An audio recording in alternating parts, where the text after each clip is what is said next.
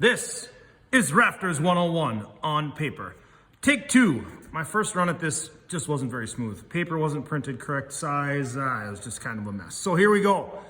We're trying to design rafters for this structure, right? This is the span across the short side. We've got 8 inches, and that's the direction that our trusses are going to go. We're going to build a roof for this thing.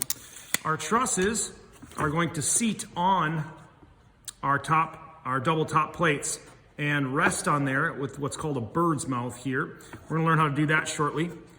And the other thing I want you to be aware of is the thickness of our top plate is 3/4 of an inch. That's significant when we draw and when we build. So inside to inside, we're 6.5 inches. We can see that here. Overall, we're 8 inches. Let's get to it. So when we draw on paper, the concept that we're working off or learning about here is working off of a center. We're making something that is symmetrical from a center point, okay? So our general center on this paper is near the arrow. We're just gonna pick a point here, draw a vertical line, and put a center mark in it, a C, like it looks like cents or penny, okay? And I'm gonna ask that you extend that up and down on the paper. Now I am going to draw in pen, just because it's more visible on the video, but I would advise that you draw in pencil in case you need to erase mistakes, okay? I got a center line to start from, and if my building is 8 inches wide and each of my plates is 3/4 of an inch, how far do I need to count out each direction to draw those plates, a cross section of those? From center to the outside of the building should be 4 inches. That's going to be 16 squares. So count with me. 1, 2, 3, 4, 5, 6, 7, 8, 9, 10, 11, 12, 13, 14, 15, 16. Now up or down, it doesn't really matter that much where you're at here, as long as you're kind of in the middle of the paper. This is the outside left corner of my building.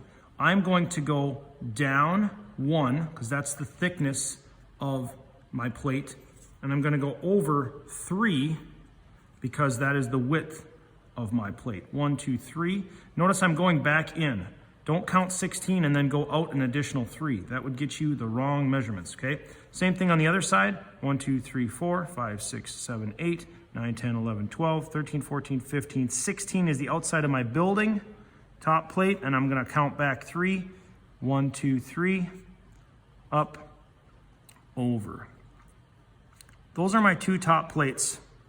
I could draw my walls in as well. They're vertical. Just to show that there's something there. And I'm not looking at a top view here. I'm looking at a front or a rear view. So I'm looking at the building like this, okay? Top plate, top plate. This is what I'm seeing is these cross-sectional views on the wall here, okay? I am drawing so that I'm gonna lay this truss in like this, okay? So figuring out our spans and our heights, we're going to first figure out what's the pitch of our roof. And our roof pitch is going to be a 4/12 pitch. And 4/12 is rise over run. Rise is how much it goes up, run is how much it goes over. We're gonna start from this upper right-hand corner of our top plate right here. And the significance there is that's where our truss is going to land or rest anyway. So I want you to count 4 blocks up, and I'm gonna make a dashed line here. 1, 2, 3, 4, up to this point, and then 12 blocks over. This is our 4 rise. 12 over. 1, 2, 3, 4, 5, 6, 7, 8, 9, 10, 11, 12. That is our 12 run. That's our 4/12 right there. Now, in order to get that angle, we need to connect the hypotenuse. And conveniently, we're gonna draw the bottom edge of our top chord while we do that. I'm gonna ask that you extend it all the way through. This is block number 12. Extend it up to this center line, okay? So I'm gonna line that up, run this all the way up to my center line. That's the bottom of my top chord. I just drew that edge right there. Now this bird's mouth is going to get notched and cut over, but I can further extend that tail, that rafter tail. I want this to overhang the building. And the reason I want it to overhang is because I want water to drip off the edge. We're going to do a 1/2 inch overhang past the outside of the building. So if this is the outside of the building, I know I want to go out 1, 2 squares, and I want to end the line somewhere out here. That's where I want my cut. So I can use a straight edge, something straight here, and I'm going to go out to the 2 squares line right here and draw back. What I don't want to do is I don't want to draw through that top plate because that's going to get cut out. I need to draw a vertical line here, and that vertical line is going to be the thickness of my board. So I'm just above this starting point here. I'm going to go up to here would be 1, up to here would be 2, up to here would be 3 for my board thickness. I can lay that on there and see that that matches up. This is called a plumb cut, and we're going to learn how to do that with the speed square a little later. Now I can run all the way back to my peak, and I will have my first top chord, which is what that's called. I have my first top chord drawn in. So I'm lining up with my bottom line here. I'm going to touch off here and run all the way up to that ridge. And that is my 412 top chord first side. I'm going to mirror that over on this side. And I don't know if there's any easier way other than, let me see if this is more visible for you. Off the bottom edge of the ruler right now, I'm lining up here where it met and down to my top corner of my top plate. This one, I am going to figure this one out. I think it's good to extend that past.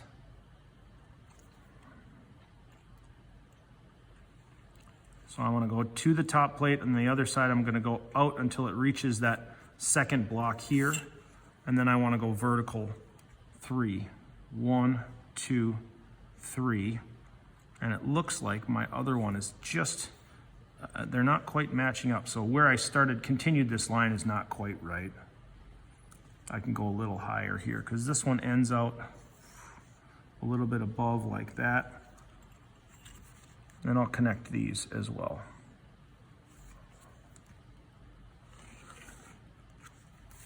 Okay, so my 2 top chords are connected together. This is my 412 plumb cut here, my 412 tail cut on the rafter end, or rafter tail.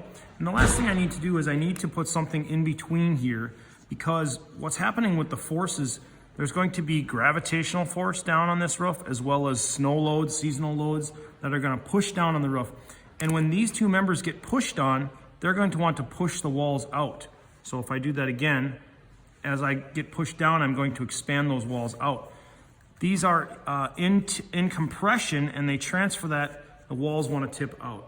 So what we can do is we can put a member in tension across the bottom, a bottom cord or a tenon down here that will hold. It'll be in tension because it'll be wanting to get pulled apart. And that will keep these from spreading out. And the truss does its job. It supports loads vertically and sheds water. So how long do we want that piece to be? I chose 4 inches, so that would be 2 inches on either side of a center line. And what I want you to do is figure out where does 2 inches out from the center line meet that bottom edge of the top chord. So I could just count out blocks 1, 2, 3, 4, that would be 1 inch, 5, 6, 7, 8, that would be 2 inches. And then I'm going to slide up to where it meets right there, and that is where I'm going to start this 4-inch board. And I'm going to go straight across till it runs into the truss cord on the other side. That's the bottom of my top chord. This is a top chord of the truss. Top chord. You got 2 of those. This is going to be bottom chord. And now I've got to draw that up vertically, 3/4 of an inch. So I could use wood to do this because it's the same size. That's a cool thing. Go up 3/4 and then run all the way across to where I run into my 4-inch line. It's going to meet out just about with the top of the truss and then connect it down. Now this is going to get glued in there, and the surface area to glue would be right in here, right? Normally there would be plates or gussets that tie together, and sometimes we'll often see that this would get cut out and then there would be plates that are put on here. So we're doing a very simple truss that just has a lap joint with the bottom chord, but it's going to work, okay? So we've got our seats cut right now. We've got our top chords and our bottom chord, and in this case I've got a physical example of one glued together. what I can do from this is I can take my material and I should be able to lay it on here and mark it out. Mark the top cut here that needs to be made for a 412. Mark the bottom cut here where it runs off, where my tail runs off. So I want to match my line marks up here. Mark here, and then I'm looking above and lining up with this line. That's my tail cut. And then the seat cut is the most difficult one to see, but I would start it right here, and it would go up one square and then over. And it's going to get notched. That gets X'd out. This gets X'd out because it's getting cut off. That gets X'd out.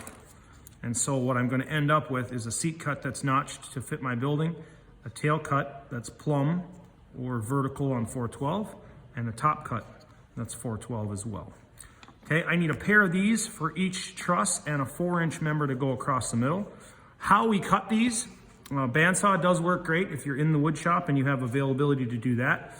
If not, then by hand works as well. We can use a fine tooth saw and cut by hand. So let's just swing over to the bandsaw here. Thank you, Jim. Yep.